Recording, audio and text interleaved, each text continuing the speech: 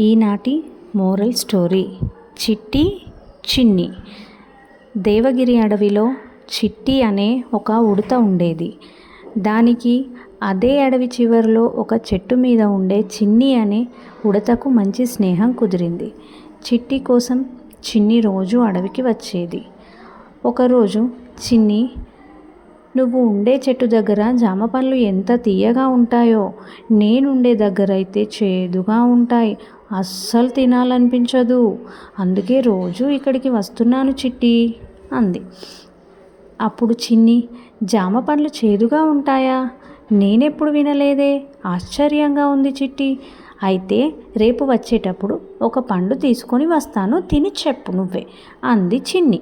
దాంతో సరేనంది చిట్టి.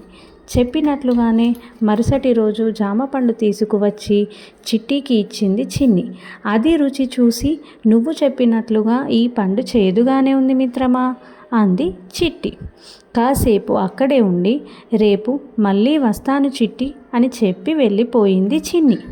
తరువాత నుంచి కూడా అవి రోజు కలుస్తూనే ఉన్నాయి. చిట్టి చిన్నికి జామ పండ్లు ఇస్తూనే ఉంది.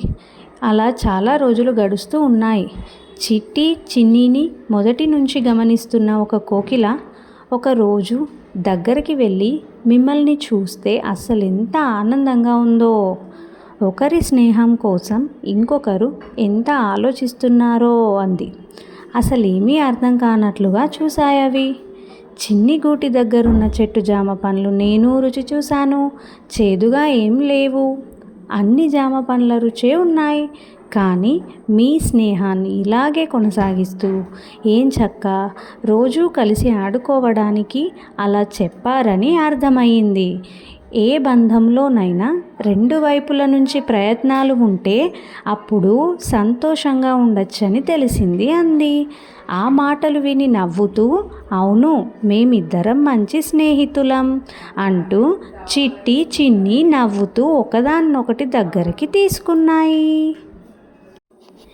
ఇది చిట్టి చిన్ని స్నేహ కథ. మీలో కూడా ఇలాంటి స్నేహితులు ఉంటే కామెంట్లో చెప్పండి.